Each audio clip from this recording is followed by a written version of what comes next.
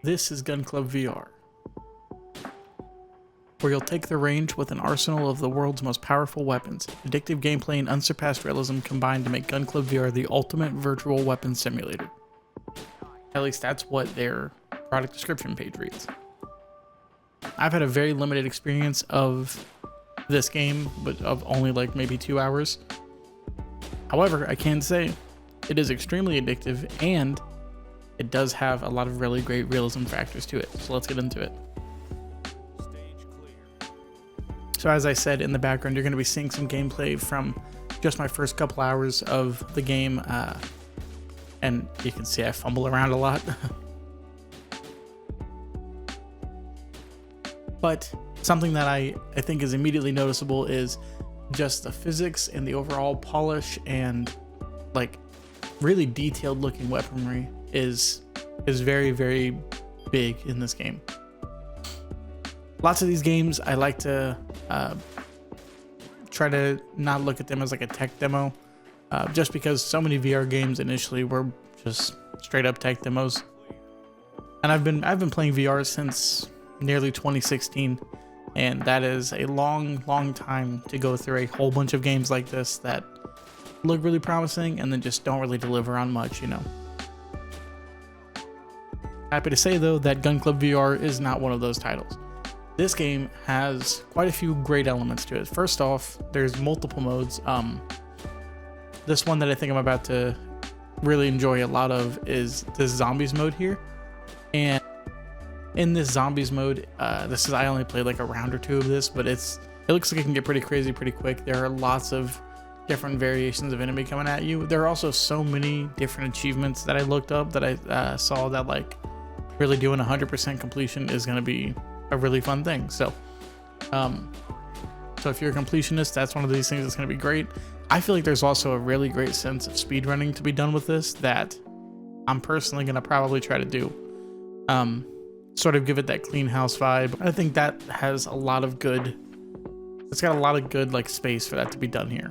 Pretty much because from what I can tell, every level is nearly like it's just a range. With that being said, there are quite a few additions and DLCs that I saw. One of them is a SWAT edition, and then the other one is a Wild West edition. Both of those look like they'd maybe change up the scenery a pretty good amount and probably the enemy type. One of the other sets that there is that's already within the base game is a World War II setting, and I believe you have matching World War II weapons to go along with that too. I'm a little bit stupid, and during my playthrough, I didn't choose a World War II weapon to use when I was doing that, so I stuck with the same pistol.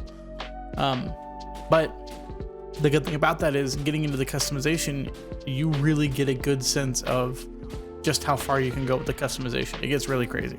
And all that is not to mention the fact that also there's a sandbox mode, which has a lot of different props that you can place down, like really good gun ranges, distant ranges, and you also can use any weapon in those too. So I have a feeling someone with a lot of really good creativity can come up with some crazy cool scenarios or maps. Right now, I believe the game is $25 or $30, and you can get the SWAT mode with it too. But you can also buy the SWAT stuff separately.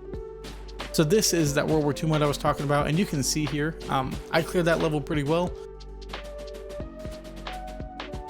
Fairly short, there's not very much to these beginning rounds, and I do a pretty good, clear, and there's some good bonuses added to that. That progression feels really great, but I'm looking at it and I'm like, immediately, I know I can do that faster. So I go to do it again, and if you take a look, you'll actually notice that the enemies do have quite a few different spawn locations. So they are not the same enemies that are recycled every time you play through. There's quite a few different variations to it. And the very noticeable one is that there's not a guy on top of this building in front of me, like there was on my first playthrough. Some of the controls are a little bit rough to get used to. They're not what I expected them to be, but I think I'm getting around to that. So definitely more time will probably help with that. And then finally, I just wanted to mention before the end of this video here that there is some little bug that happens, and I'm not sure really if it's going to be fixed or if it's maybe just an update thing that I haven't done yet or whatever. But when you load into the main sort of loading area, which I'm about to load to, there's a stack of cash on the table after a certain couple rounds that you do. That's called Allied Bonus or something like that. I'm not sure what causes it, but at anytime I go to grab that, immediately the game crashes. So like I said, I'm not sure really why that happens. And then here you can see it again. I went ahead and loaded back into the game. But yeah, I'm not sure why that happens, but that's the only bug that I ever had, you know, while trying it out. So I hope you guys enjoyed this video. I'll have more of this coming soon, probably next couple days, but I'm having a lot of fun with it. So thank you guys and have a good day.